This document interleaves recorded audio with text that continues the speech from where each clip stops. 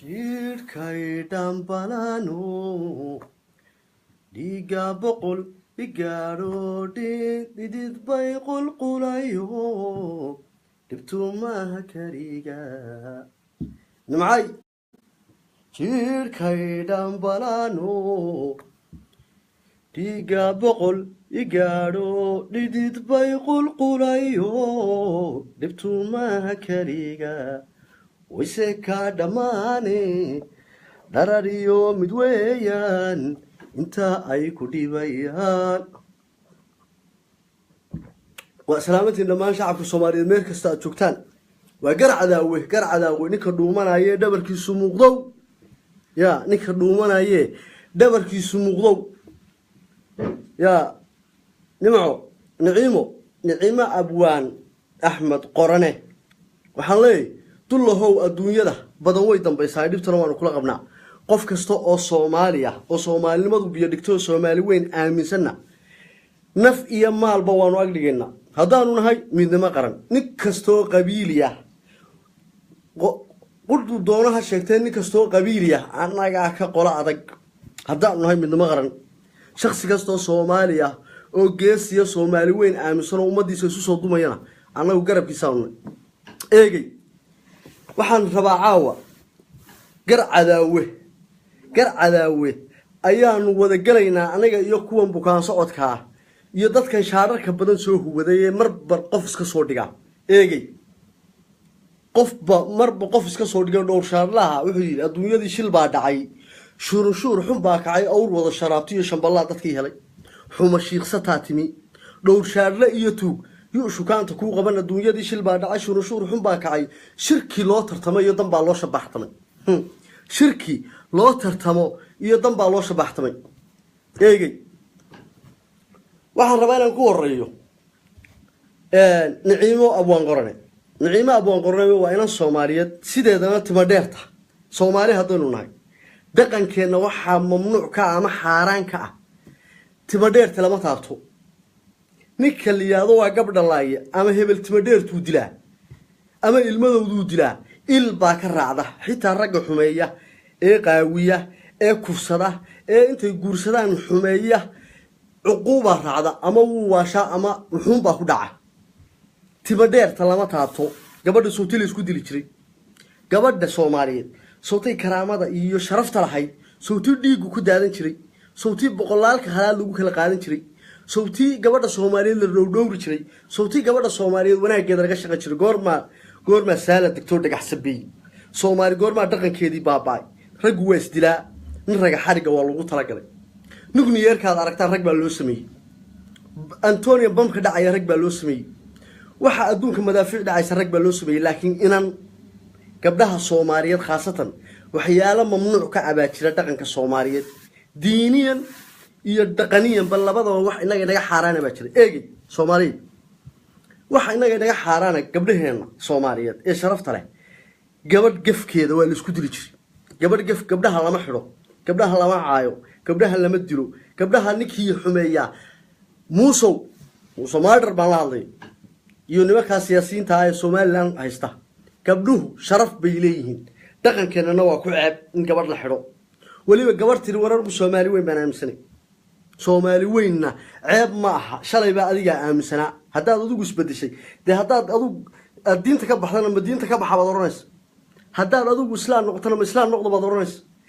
siyaasi baa tahay berri haddaad soomaaliya iyo dee xukuumadahan iyo khalkhalkan socda haddaad isfahantaan berri ma waxaad oranaysaan annagana soo raac waryaareen waxma idiin sheegaa nimankiinaa siyaasiyiinta baan la hadlaya 100 geela baa gabdhaha laga kala qaadan jiray 100 geela iyo geeyo baa laga bixin jiray tima dheertu gacan ma leh oo ceeb ma leh oo sharafteeda waxba looma dhimo oo dagaalka ka dhaca gabadh waa lagu kala guuri jiray markaa sidaa la anigu waxaan ahay ibnu xalaal hooyay dhashay eegay gabadhna way la dhalatay midna insha Allah waan sugayaa mustaqbalka inaan garanaysaa reereeyo midna waan dhali doonaa gabadhi horta sharaftaas leedahay eegay gabadhi sharaftaas leedahay tima dheertan wuxuu yiri wixii tima dheer ku dhacay halkii toolmool la dhigay miyaan taariikhdu wari sooyaalku miyaanu tumin tusaale miyaan noqon sideeyin timir xabaaltaal miyaan tafta loogu wada ridan miyaan had boqol taxaab galin haweenkii miyaan la taab jarin warhooyooyinkii Soomaaliyeed gabdhii Soomaaliyeed si walba waynu u baabiinay eegay maxaa u hadhay oo doonaysan maryaha inaad ka furato waynu kufsanay oo waynu boobnay oo waynu dilnay oo asaybaynu u saarnay ragga Soomaaliyeed baan la hadlay inta damiirka nool baan la hadlay eegay raggan waan u soo noqonaya walaashay baan ka hadlaya Naciima Abaan Qorone aniga oo walaashay gabdhaha Soomaaliyeedna aniga oo walaashay gabdhaha udgoonay quruxda badan ee sharafta leh ee islaamka ee Soomaaliyeed waxa weeye udug leh aniga oo walaalahay kulligood waana wada hooyaday waana wada habaryartay nin aan waxa weeye gabadhi ka dambeeyna nin ma noqdo eegay Absalaan gentleman libax waa ku salaamay caawa barnaamijku waxay la daadinaya Absalaan gentleman eegay balse waxaan ka hadlayaa Naciimo iyo hablaheena sharafta leh Naciimo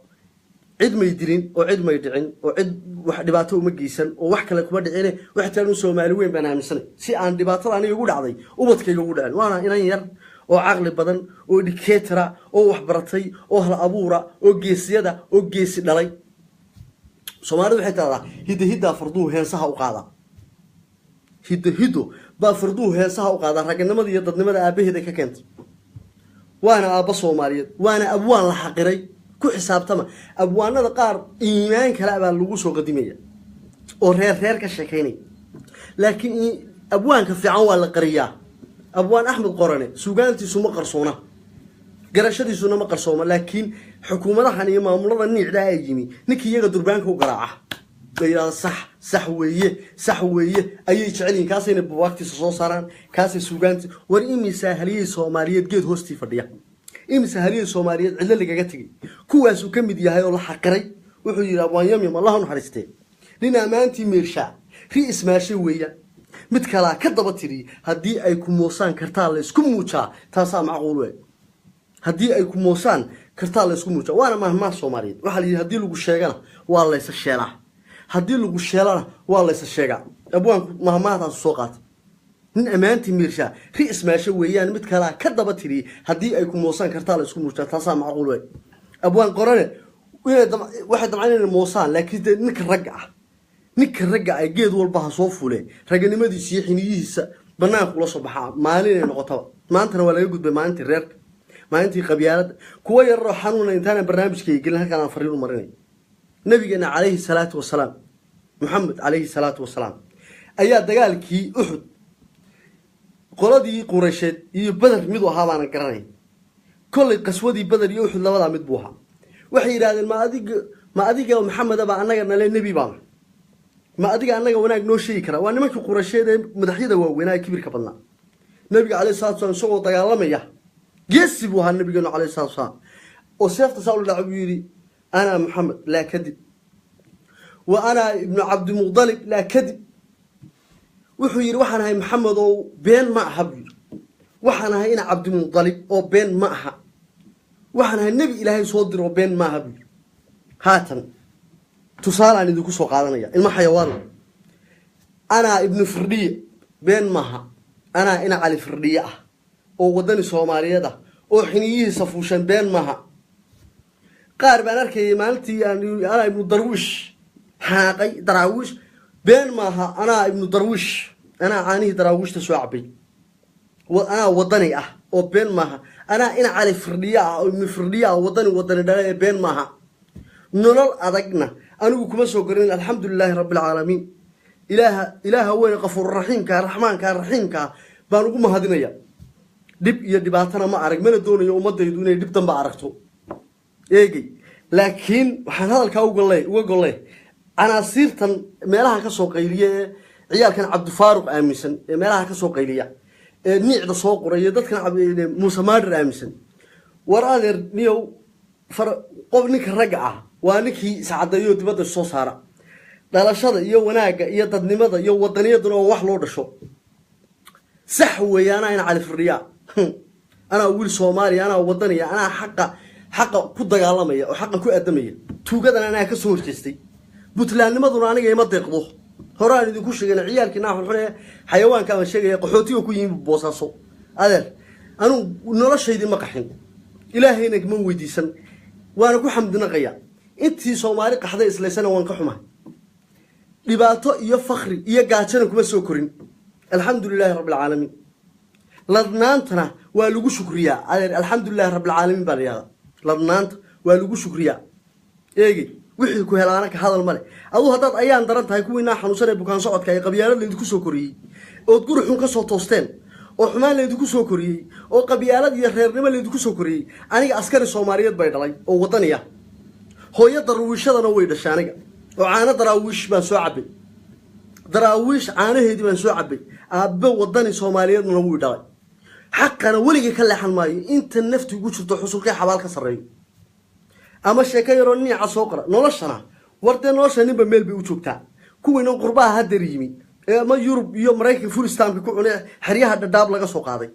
waraadeer anu qaxootinimo kuma soo korin qaxootinimana yurub baa igu horreysay aan imaado waxa Soomaali qabtaana la qabaa waana idinka nolol fiicanahay anagoo caafimaad qanaanu seexanayo hurda caafimaad qabaanu helnaa anagoo caafimaad qabno oo ku fakarayna Soomaali siday u midoobi lahayd baanu soo toosnaa habeenkina waxaan ku saxaa sidaan Soomaali u midayn lahaa ina xayawaano habeen la ciil ma arag habeen gaajo kuma seexan habeen fakhri ma arag oo habeen xabad ma arag oo anigu cidna ma nabci Soomaali maxamed cid eed iga gashay waa wada ehelkay ka soo bilow meesha yaada gaarisa ilaa Jigjiga ilaa Jabuuti ilaa Ras Kamboni ilaa Ras Asayr inta u dhaxaysa ilaa bartamaha Soomaaliya Muqdisho dadka ku nool aniga oo walaalahay eegi hal qof oo aan eed ka qabo kullina isr baanuna Muqdisho kuwa degan baanu isrnahay kuwa Hargeysa degan baanu isrnahay dhammaan ummadda Soomaaliyeed oo walaalahay waana wada jeclay sharaf iyo karaamo iyo cisana bay agteeda ku leeyihiin inay walaaloobaan ummadda xokor u qaadaan daciifnimo iyo gaajaan kuma soo korin qabyaaladna liguma soo korin aabahayna ima oran ilaahay jannadii raxmaha ka waraabiye wuxuu ugu dardaarmi jiray weligaa Soomaalinimo meel ka hooseysa ka hadlay imista sagaal jir baan ahaa aabahay markuu gacanta aniga qabtay oo gooni intuu la baxay yiri Soomaalinimo wax ka hooseeya maandhow weligaa ayaana ka maqal darajada sharafta iyo karaamada dawladnimadu leedahay ayaa aabahay aniga fahansiyay haddii ninka aabayaashin qabyaaladii ku soo koriyeen oo yidhaahdeen Hargeysa iyo Muqdisho waa col oo leen yiri Boosaaso iyo Hargeysa waa col aniga aabahay wuxuu yiri dadka Hargeysa ku nool waa walaalaha wuu idaafiyo Jabuuti kuwa ku nool waa walaalaha bigu yiri anigoo sagaal jira oo Jabuuti aqoon ayaa aabahay ugu yiri Jabuuti dadka ku nool hadaad maqasho Jabuuti waa ehelkaana waana walaalaha sharaftaasaan ku soo koray iyo karaamadaas ma dareensaneen markii aabahay aniga gacantii hayo ii sheegay laakiin markaan weynaaday baan dareemay in xayawaan horta taa ku biyacaba ninkii aniga colaad iyo xumaan iyo sheeko yaroo jilicsan iyo niic iyo meelaha la wareegana war anigu deedare sida baldoosarka saan idin jiirayaan eegay niciimo marka intaasan kuwa kaga baxaya xayawaanka ee bukaan socodka niciimo abwaan qorane waa ina Soomaaliyeed gabdhahana nimiyow lama taabto tima dheertana lama dilo gabdhuhu waxba la siiya gabdhaha waa la qoslaa miya lagu qayliyaa hablaha waa la qoslaayay miya lagu qayliyaa gabdhaha waxba la siiya waa la sharfaa diricooda iyo mariinkooda iyo masruufkooda laga fakaraa madaxa loo salaaxa hablaha waxba la siiya lama dilo lama xiro sharafta ay